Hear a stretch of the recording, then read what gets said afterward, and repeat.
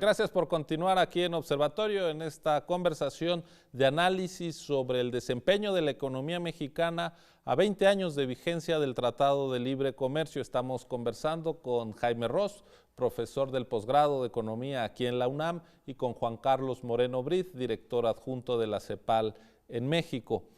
Juan Carlos, hemos tenido una conversación, digamos, crítica sobre los resultados de la economía mexicana en los años del Tratado de Libre Comercio. Quizá una conclusión que podría desprenderse sería, bueno, pues entonces lo necesario es dar marcha atrás al libre comercio por el que apostó México. ¿Sería adecuado plantearlo así? Para nada, Ciro. La economía está abierta, seguirá abierta, y cuando vemos en el mundo las economías totalmente cerradas, viven mucho peor que las abiertas. Entonces el mundo de competencia abierta es el que está ahí, pero hay que aprovecharla.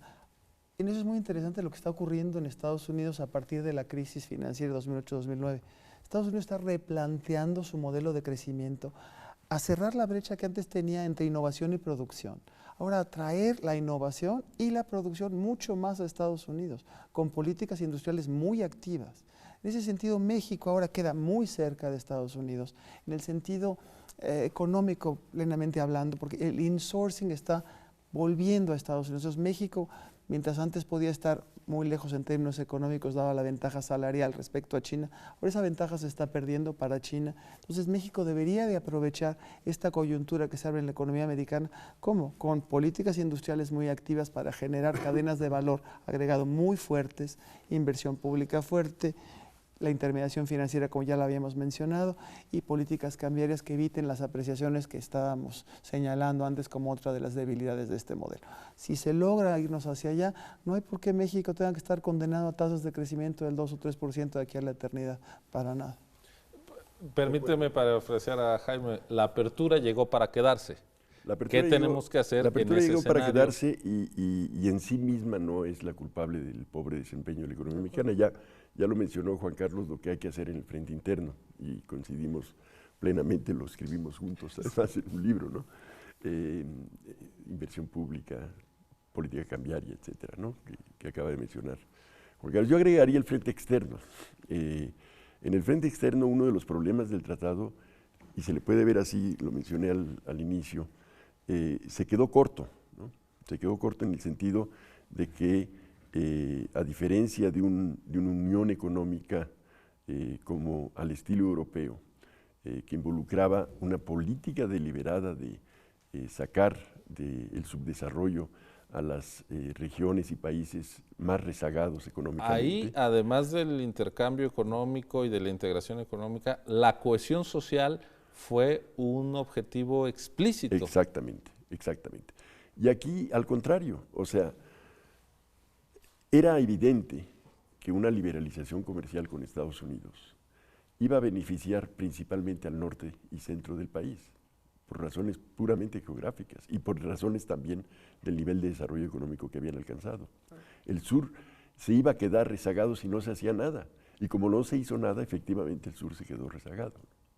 Entonces, por el lado del frente externo y de tratar de buscar un mayor nivel de integración económica, pero con ese aspecto de grandes inversiones de infraestructura en las regiones rezagadas, creo que es un área donde se puede avanzar, ¿no?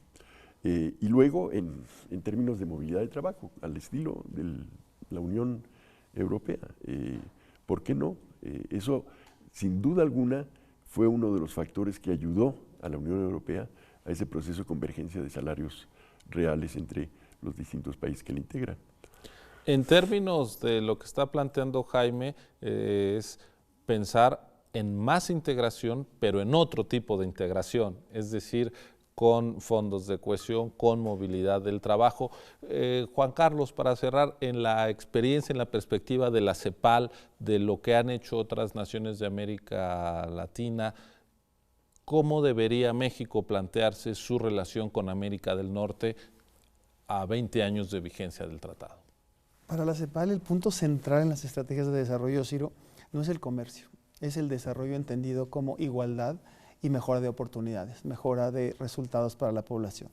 En ese sentido, la estrategia que tendría que plantearse México con América del Norte es como con el mundo, no es meramente la firma de más y más tratados comerciales, sino entender que el comercio es un instrumento más en una senda de desarrollo, una estrategia en la cual tiene que estar una política fiscal hacia la igualdad, una política industrial hacia la convergencia productiva y una política financiera que permita la inclusión financiera de una manera coherente con una visión integradora del tejido productivo, del tejido nacional, como tú lo habías mencionado. En ese sentido es lo que recomienda la CEPAL, no solo para México, sino para el resto de América Latina, poner la igualdad en el centro. La igualdad es un factor central para que haya desarrollo, para que los mercados funcionen, y sumémosle en el caso particular ahora con los mercados externos tan débiles, dado lo que pasó después del 2008-2009, México tiene que tener una estrategia que complemente el mercado externo con un mercado interno potente. Eso es otra manera de decir que necesitamos una política de redistribución del ingreso para que haya muchos más mexicanos con mejor calidad de vida y no tengamos todavía cerca del 50% de nuestra población en condiciones de pobreza, como tú sabes mejor que yo. Jaime, no renunciar, incluso no desaparecer el libre comercio, la apertura, es una condición para reconocer dónde está uno situado, como ustedes nos lo explican. Pero con apertura es posible otro modelo de desarrollo y eso implicaría otra política económica y quizá otra visión del papel del Estado que debería desplegarse para que México tenga otros resultados económicos y sociales en este siglo XXI. Así es, otras políticas macroeconómicas y otras políticas efectivamente que orientadas hacia la igualdad, la igualación de oportunidades de los miembros de la sociedad, que en el caso de México insistiría en eso, ya lo mencioné, el tema de la desigualdad en México es un problema en buena medida de desigualdad regional, ¿no?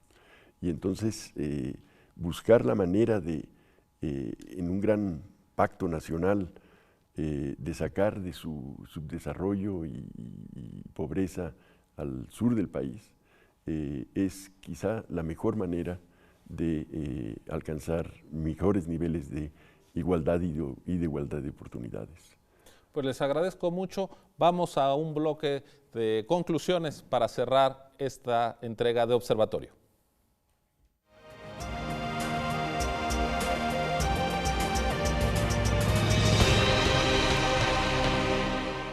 Hemos llegado al final de nuestra conversación sobre la economía mexicana a 20 años del Tratado de Libre Comercio de América del Norte. En estas 2 décadas, la economía mexicana ha crecido a un ritmo insuficiente para responder a las necesidades de una población que particularmente en estos años ha crecido muy rápido en las franjas de los jóvenes en edad de incorporarse a la actividad productiva. Por lo mismo, este desempeño de la economía mexicana no ha permitido abatir los niveles de pobreza y tampoco la profunda desigualdad que nos ha caracterizado históricamente.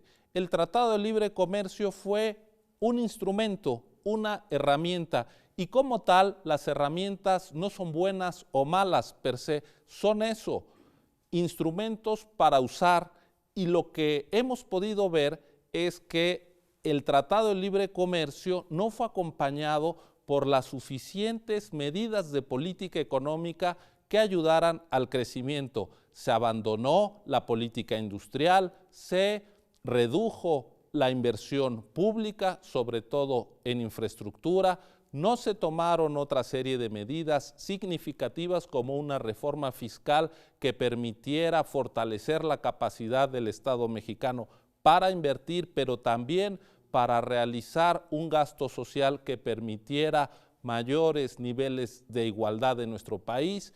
El tipo de cambio ha estado sobrevaluado, el sistema financiero presta poco y sobre todo actividades de consumo y no al sector productivo.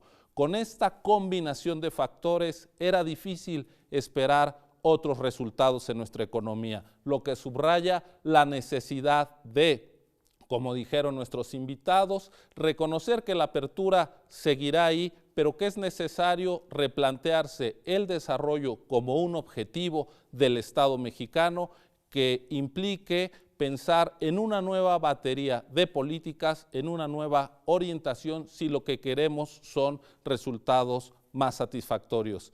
Pues muchas gracias, Juan Carlos, Jaime Ross, por esta conversación, por traer sus conocimientos y su vocación pedagógica a este espacio universitario. Y por supuesto, gracias a usted por haber acompañado esta emisión de Observatorio. Nos vemos la próxima semana, martes a las 9 de la noche, y ya lo sabe, el domingo repetición de esta emisión. Muy buenas noches.